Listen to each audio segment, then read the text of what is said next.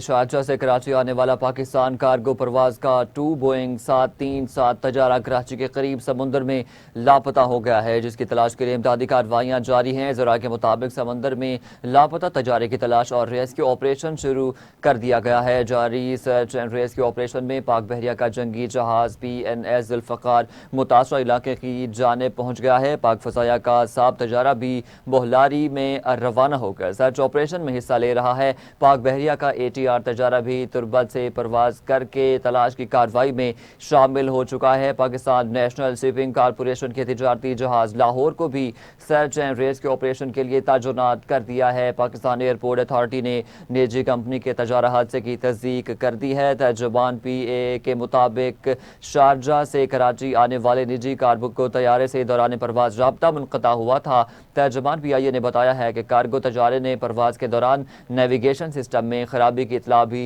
دی تھی۔ کراچی ACC نے طیارے کو فوری رہنمائی فراہم کی۔ طیارہ اچانک تیزی سے نیچے آیا اور سمت بھی تبدیل کر لی۔ کراچی سے تقریباً 155 نوٹیکل میل مغرب میں طیارہ ریڈار سے غائب ہو گیا تھا۔ طیارے سے ریڈار اور مواصلاتی رابطہ بیک وقت منقطع ہو گیا تھا۔ واقعے کے بعد ریسکیو کوارڈینیشن سینٹر فوری طور پر فعال کر دیا گیا تھا۔ لاپتہ کارگو طیارے کی تلاش کے لیے سمندر میں سرچ اینڈ ریسکیو آپریشن شروع کر دیا گیا تھا۔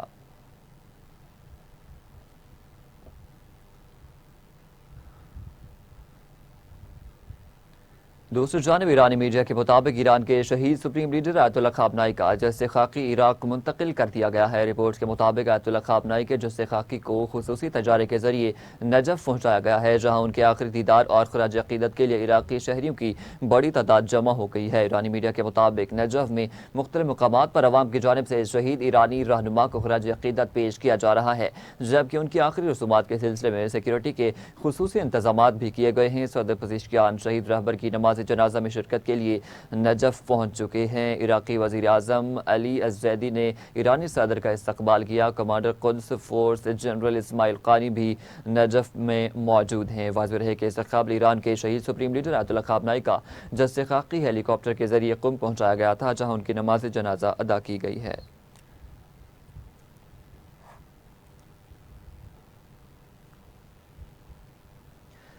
ایران کے پاسداران انقلاب نے دعویٰ کیا ہے کہ امریکی حملوں کے جواب میں بحرین اور کویت میں امریکی تنصیبات پر 85 مقامات کو نشانہ بنایا ہے۔ بیان کے مطابق حملوں میں بحرین میں قائم امریکی 5th فلیٹ کے بحرین میں قائم اڈے اور کویت میں علی السالم ایئر بیس کو نشانہ بنایا گیا ہے۔ پاسداران انقلاب کا کہنا ہے کہ یہ کارروائی امریکہ کی جانب سے جنگ بندی اور اسلام آباد معاہدے کی خلاف ورزی کے جواب میں ابتدائی رد عمل کے طور پر کی گئی ہے۔ بیان میں کہا گیا ہے کہ سابق ایرانی رہبر اعلیٰ کی تدفین میں عوام کی غیر معمولی شرکت کے بعد امریکہ نے ایک بار پھر جنگ بندی اور اسلام آباد معاہدے کی خلاف ورزی کی اور آج صبح ہرمزگان اور ماہ شہر کے ساحلی علاقوں میں بعض فوجی اڈوں اور غیر فوجی مراکز پر فضائی حملے کیے۔ بیان میں مزید کہا گیا ہے کہ اس جارحیت کے ابتدائی جواب میں پاسداران انقلاب کی بحری اور فضائی افواج مشترکہ میزائل اور ڈرون کارروائیوں کے ذریعے بحرین میں امریکی بحریہ کے 5ویں بحری بیڑے کے مرکز پورٹ سلمان اور کویت میں علی السالم فضائی اڈے سمیت 85 اہم امریکی فوجی تنصیبات کو تباہ کر دیا ہے۔ پاسداران انقلاب نے امریکی MQ-9 ڈرون مار گرانے کا بھی دعویٰ کیا ہے۔ اس سے پہلے امریکی فوج کی مرکزی کمان کی جانب سے ایران میں اسی سے زیادہ اہداف کو نشانہ بنانے کے لیے اعلان کیا گیا تھا۔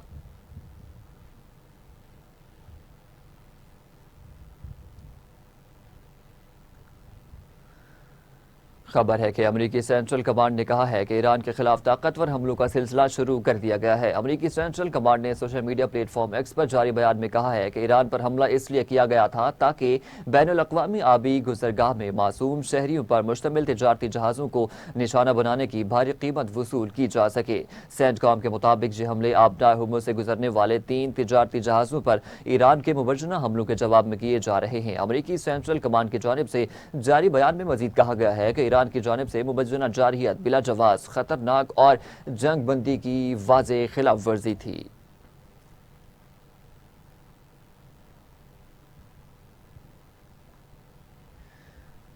برطانوی میری ٹائم ٹریڈ آپریشنز ایجنسی نے بتایا ہے کہ منگل کے روز آبنائے ہرمز سے گزرتے ہوئے آئل ٹینکر کو ایک نامعلوم پروجیکٹائل نے نشانہ بنایا ہے۔ برطانوی میری ٹائم ٹریڈ آپریشن ایجنسی کے مطابق حملے سے ٹینکر کو نقصان پہنچا، تاہم اس وقت میں کوئی جانی نقصان نہیں ہوا تھا اور تیل کے اخراج کی بھی کوئی اطلاع نہیں ملی ہے۔ دوسری جانب قطر نے آبنائے ہرمز سے گزرنے والے آئل ٹینکر پر حملے کی سخت مذمت کرتے ہوئے ایران کو اس کا ذمہ دار قرار دیا ہے۔ قطری وزارت خارجہ کے ترجمان ماجد الانصاری نے کہا ہے کہ ٹینکر کو نشانہ بنانا بین الاقوامی بحری جہاز رانی، عالمی توانائی کی فراہمی اور علاقائی سلامتی کے خلاف جارحیت ہے۔ انہوں نے مزید کہا ہے کہ یہ حملہ بین الاقوامی قانون، بالخصوص بین الاقوامی آبی گزرگاہوں میں آزادانہ اور محفوظ بحری آمد و رفت سے متعلق قوانین کی کھلی خلاف ورزی ہے۔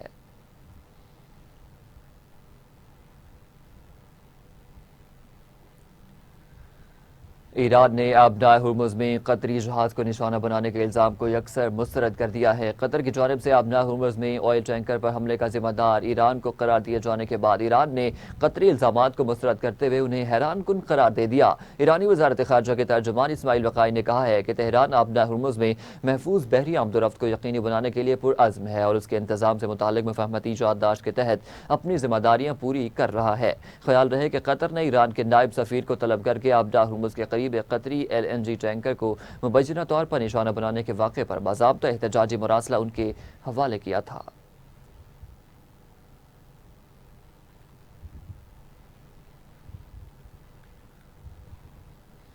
تین ٹینکروں پر حملے کے بعد آبنائے ہرمز میں بحری آمد و رفت کے خطرے کی سطح انتہائی سنگین قرار دے دی گئی ہے۔ امریکی بحریہ کی قیادت میں قائم جوائنٹ میری ٹائم انفارمیشن سینٹر نے آبنائے ہرمز سے گزرنے والے بحری جہازوں کے لیے خطرے کی سطح کو نمایاں سے بڑھ کر انتہائی سنگین قرار دیا ہے۔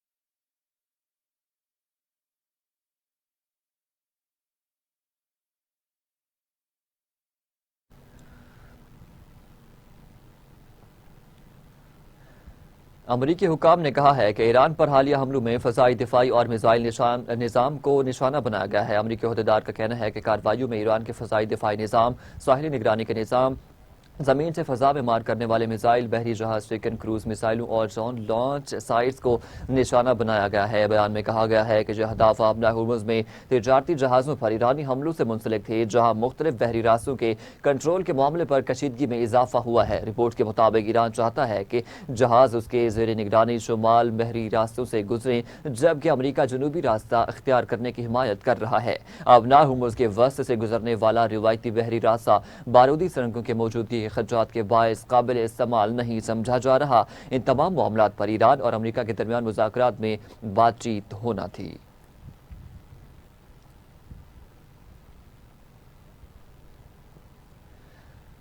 ایران کے خاتم الانبیاء سینٹرل ہیڈ کوارٹرز نے جنوبی ایران پر امریکی حملوں کی شدید مذمت کرتے ہوئے انہیں کھلی جارحیت قرار دیا ہے۔ ایران کے خاتم الانبیاء سینٹرل ہیڈ کوارٹر سے جاری بیان میں کہا گیا ہے کہ یہ حملے ایسے وقت میں کیے گئے جب ایران کے مرحوم سپریم لیڈر کی میت عراق میں آخری رسومات کے سلسلے میں موجود تھی۔ بیان میں خبردار کیا گیا ہے کہ ایران کی مسلح افواج امریکی کارروائیوں کا فیصلہ کن اور سخت جواب دے گی۔ ایرانی فوج نے یہ بھی کہا ہے کہ وہ آبنائے ہرمز کے انتظام اور انصراب میں کسی بھی بیرونی مداخلت کو قبول نہیں کرے گی۔ ان کا مزید کہنا تھا کہ تجارتی جہازوں اور آئل ٹینکرز کے لیے آبنائے ہرمز سے محفوظ گزرنے کا واحد راستہ وہی ہے جس کی نشاندہی ایران نے کی ہے۔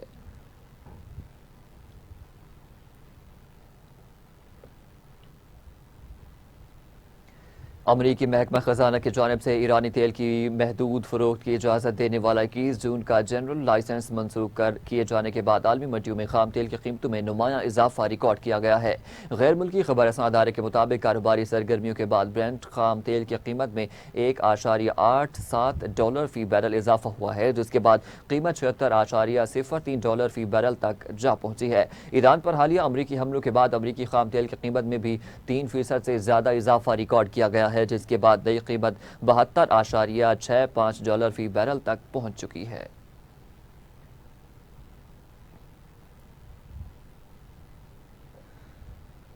ایران نے امریکہ پر مفاہمتی یادداشت کی خلاف ورزی کا الزام عائد کر دیا ہے۔ ایرانی وزارت خارجہ نے الزام لگایا ہے کہ امریکہ نے ایرانی تیل کی فروخت پر عائد پابندیوں میں عارضی نرمی ختم کر کے مفاہمتی یادداشت کے آرٹیکل 10 کی خلاف ورزی کی ہے۔ وزارت خارجہ کے بیان میں امریکی محکمہ خزانہ کے اقدام کی مذمت کرتے ہوئے اسے 18 جون کو طے پانے والی مفاہمت کی واضح خلاف ورزی قرار دیا ہے۔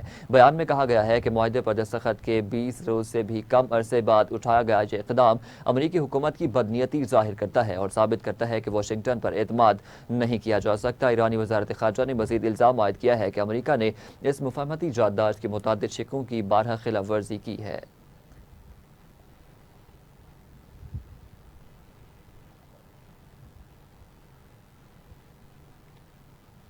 دوسری جانب سعودی عرب نے آبنائے ہرمز میں سعودی آئل ٹینکر کو نشانہ بنانے کا الزام ایران پر عائد کرتے ہوئے اس اقدام کی شدید مذمت کی ہے۔ سعودی وزارت خارجہ کی جانب سے جاری بیان میں کہا گیا ہے کہ ایران فوری طور پر ایسے اقدامات بند کرے جو بین الاقوامی بحری جہاز رانی اور عالمی توانائی کی ترسیل کے لیے خطرہ بن رہے ہیں۔ بیان میں مزید کہا گیا ہے کہ سعودی عرب خطے میں سمندری راستوں کے تحفظ اور عالمی توانائی کی بلا تعطل فراہمی کو یقینی بنانے کے لیے بین الاقوامی برادری کے ساتھ مل کر کام جاری رکھے گا۔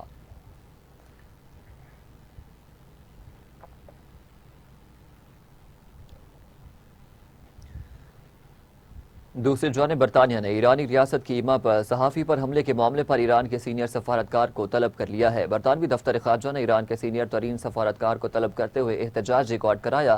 یہ اقدام 2 رومانیہ کے شہریوں کو 2024 میں ایرانی نیاد برطانوی صحافی پوریا زراتی پر حملے میں ملوث قرار دے کر سزا سنائے جانے کے بعد اٹھایا گیا ہے۔ ترجمان کے مطابق عدالت نے قرار دیا ہے کہ یہ حملہ ایرانی ریاست کے مفاد اور اس کی جانب سے کیا گیا۔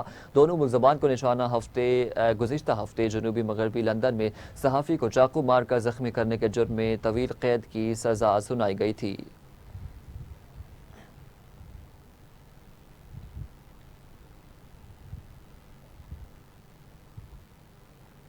وفاقی وزیر داخلہ اور نارکوٹکس کنٹرول محسن نقوی کی اقوام متحدہ کے ہیڈ کوارٹر میں سری لنکن ہم منصب آنند وجے پالا سے ملاقات۔ انسدادی منشیات کے حوالے سے مؤثر کوارڈینیشن پر اتفاق کیا گیا ہے۔ دونوں وزرائے داخلہ نے پولیس ٹریننگ کے لیے باہمی تعاون بڑھانے، غیر قانونی امیگریشن اور جعلی پاسپورٹ پر سفر کرنے والے مسافروں کی روک تھام کے لیے اشتراک کار بڑھانے پر بھی اتفاق کیا ہے۔ دونوں ممالک کے امیگریشن سربراہان اس ضمن میں فی الفور ایک دوسرے سے رابطہ کریں گے۔ دونوں وزرائے داخلہ نے جرائم پیش افراد کے نیٹ ورکس اور منی لانڈرنگ کی روک تھام کے حوالے سے ایم او یو پر بھی تبادلہ خیال کیا ہے۔ اسی حوالے سے مزید جانتے ہیں نمائندہ اسلام آباد رانا جامین ہمارے ساتھ موجود ہیں۔ جی رانا جامین، بتائیے گا مزید کیا تفصیلات ہیں اس دورے کی؟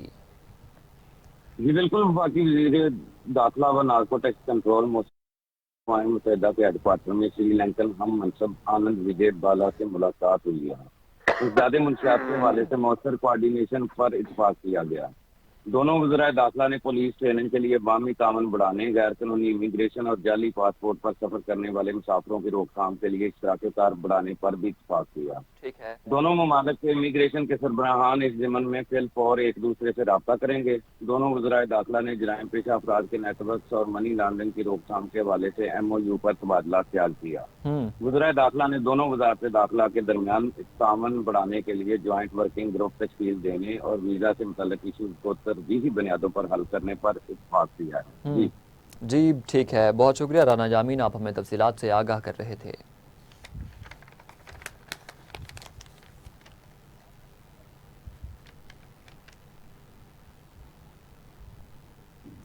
وزیر اعلیٰ پنجاب مریم نواز شریف سے اسپیکر پنجاب اسمبلی ملک محمد احمد خان کی ملاقات۔ عالمی صورتحال کے تناظر میں ملکی حالات پر تبادلہ خیال کیا گیا۔ صوبائی اسمبلی کی کارروائی کو باہمی ہم آہنگی سے فروغ دینے پر اتفاق اور جیل اصلاحات کے لیے قانون سازی امور پر گفتگو کی گئی ہے۔ وزیر اعلیٰ مریم نواز شریف نے بطور اسپیکر پنجاب اسمبلی حکومتی اور اپوزیشن اراکین کو قانون سازی میں شمولیت یقینی بنانے کی ہدایات کی ہیں۔ اسپیکر ملک محمد احمد خان نے نیشنل پیغام امن کمیٹی میں وزیر اعلیٰ مریم نواز شریف کی طرف سے شاندار پالیسی پیش کرنے پر بھی خراج تحسین پیش کیا ہے۔ اس حوالے سے مزید جانتے ہیں deputy bureau chief Lahore Asif Iqbal Chaudhry ہمارے ساتھ موجود ہیں۔ جی آصف اقبال، بتائیے گا مزید کیا تفصیلات ہیں؟ ہاں جی بالکل، وزیر اعلیٰ پنجاب مریم نواز شریف سے اسپیکر پنجاب اسمبلی ملک محمد احمد خان نے ملاقات کیا، جس میں عالمی اور ملکی صورتحال اور صوبائی اسمبلی کی کارروائی اور قانون سازی اور جیل اصلاحات سے متعلق امور پر تبادلہ خیال کیا گیا ہے۔ वज़ीर आला पंजाब मरियम नवाज शरीफ ने हुकूमत और अपोजिशन अरकान की कानून साजी में मौसर शमूलियत यकीनी बनाने की हदायत की है। स्पीकर पंजाब असम्बली मलक मोहम्मद अहमद खान ने नेशनल पैगाम अमन कमेटी में वज़ीर आला पंजाब की पॉलिसी अपना खेत अपना रोजगार स्कीम के इजरा को सराहते हुए इन्हें कुरानदाजी पर मुबारकबाद दी है। इस मौके पर वज़ीर आला पंजाब मरियम नवाज शरीफ ने कहा है कि अपना खेत अपना रोजगार स्कीम की पूरी टीम की मुश्तरका कामयाबी है, जिसके जरिए 30,000 जो बेरोजगार हैं खानदान उनको रोजगार की सहूलत जो है वो फराहम की गई है। उन्होंने मजीद कहा कि पंजाब में अवामी फलाह के नए मनसूबे मुतारफ कराए जा रहे हैं। तो हुकूमत की खसूसी तवज्जो पसमानदा इलाकों में तरक्की, जदीद ज़रूरी मशीनरी और इलेक्ट्रिक बसों की फराहमी पर मज़कूर है। जी जी ठीक है, बहुत शुक्रिया आसिफ इकबाल, हमें आप तफसीलात से अपडेट कर रहे थे।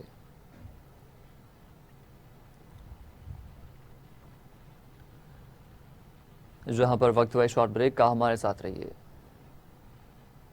खबरों के सिलसिले को आगे बढ़ाते हुए आपको बताएं कि कराची में अगवा किए गए 6 साल बच्चे की लाश ली मार्केट पंजाबी गली से बरामद हो गई है। कमसन फली को घर के बाहर से पीर की शाम अगवा किया था। नेपियर पुलिस ने मुकदमा दर्ज किया था। पुलिस ने कमसन फली की बोरी बंद लाश को तहवील में लेकर सिविल अस्पताल भी मुंतकिल कर दिया है। अहले खाना गम से निढाल हो गए हैं। आला हुकाम से नोटिस लेने का मुतालबा भी कर दिया है। वालिदा का कहना है कि बच्चे की मसख शुदा लाश बोरी में बंद करके 3 मंजिला इमारत से नीचे फेंकी गई है। हमारी किसी से दुश्मनी नहीं है, इंसाफ चाहिए। बच्चे के वालिद का कहना है कि रिक्शा चलाता हूँ, मेरी 4 बेटियां और 1 बेटा था। जालिमों ने मेरी दुनिया उजाड़ दी है। इलाका ने बच्चे के पड़ोसी को कातिल के इल्ज़ाम में पकड़कर पुलिस के हवाले कर दिया है। इसी हवाले से मौजूद जानते हैं ब्यूरो चीफ कराची पीरज़ादा नवीद अब्बास शाह हमारे साथ मौजूद हैं। जी नवीद अब्बास शाह, बताइएगा मज़ीद क्या तफसीलात हैं इस केस की?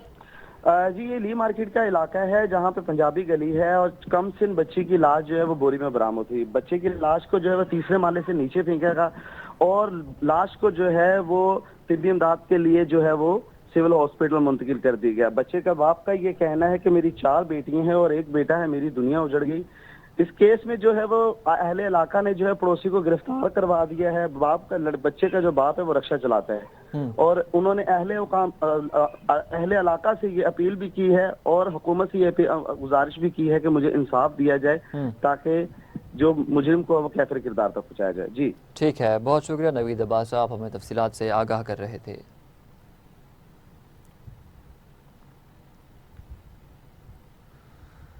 आगे बढ़ते हुए आपको बताएं कि CCPO लाहौर बिलाल सिद्दीक कमियाना की ज़ेर सदारत अहम इजलास मॉडल टाउन और कैंट डिवीजन्स की कारकर्दगी का तफसीली जायजा लिया गया है। इजलास में चीनी शहरियों के तहफ़्फ़ुज़ के लिए सिक्योरिटी इंतजामात मज़ीद सख्त करने की हिदायत भी दी गई हैं। ब्रीफिंग में बताया गया है कि हालिया दिनों में 667 अफगान बाशिंदों को वतन वापस भिजवाया गया है। वीज़ा की मुद्दत ख़त्म होने वाले अफगान बाशिंदों की वापसी का अमल मज़ीद तेज़ करने की हिदायत करते हुए CCPO लाहौर बिलाल सिद्दीक कमियाना ने कहा है कि इश्तिहारियों की गिरफ्तारी पर 0 टॉलरेंस 100% अहदाफ हासिल किए जाएँ। मुनशियात के मकरू धंधे के खिलाफ क्रैकडाउन मजीद तेज़ किया जाए। आई समेत जदीद और मोहलिक ड्रग्स सप्लाई करने वालों के खिलाफ सख्त तरीन कार्रवाई की जाए। साइलिन को इंतजार करवाने और दफातर के चक्कर लगवाने का कल्चर बर्दाश्त नहीं किया जाएगा। सरकारी मसरूफियात की सूरत में साइलिन को बर वक्त मुतला किया जाए।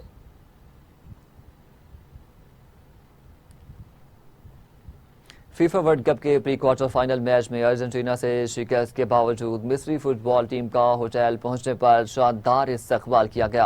अमेरिका के शहर अटलांटा में खेले गए मैच में फीफा वर्ल्ड कप 2026 के राउंड ऑफ 16 में अर्जेंटीना ने 2 गोल के खसारे में जाने के बाद 3-2 से कामयाबी हासिल की थी। प्री क्वार्टर फाइनल में अर्जेंटीना से शिकस्त ने मिस्री फैंस की अपनी टीम के लिए चाहत कम नहीं की और यही वजह है कि टूर्नामेंट से बाहर होने के बावजूद मिस्र टीम के फैंस ने अपनी टीम का होटल में शानदार इस्तकबाल किया है। मिस्री टीम जब अटलांटा में अपने होटल पहुंची तो होटल के बाहर हजारों मदा अपनी टीम के इस्तकबाल के लिए मौजूद थे।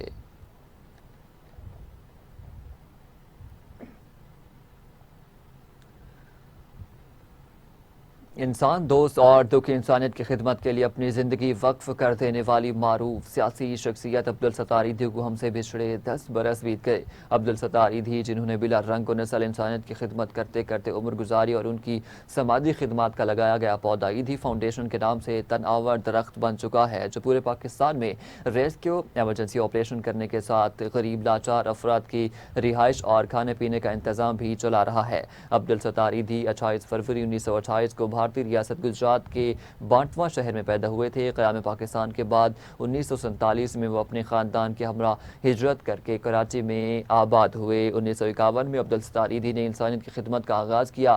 ایک چھوٹی سی ڈسپینسری سے یہ آغاز کیا تھا اور پھر ایدھی ٹرسٹ کی بنیاد رکھی، جو بعد میں ملک گیر فلاحی نیٹ ورک میں تبدیل ہو گیا۔ انہوں نے بلا تفریق دکھی انسانیت کی خدمت کی اور خدمت کا یہ سلسلہ ان کی وفات کے بعد بھی جاری رہا۔ دکھی انسانیت کی خدمات کے اعتراف میں عبدالستار ایدھی کو 1989 میں حکومت پاکستان کی جانب سے نشان امتیاز سے بھی نوازا گیا۔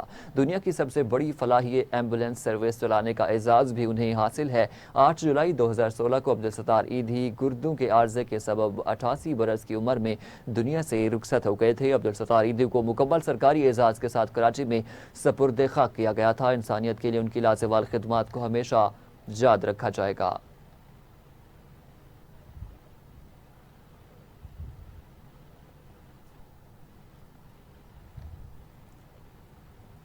نیوز اسٹوڈیو سے فی الوقت اتنا ہی۔ مزید خبروں اور اپڈیٹس کے لیے دیکھتے رہیے ٹی وی ٹوڈے نیوز۔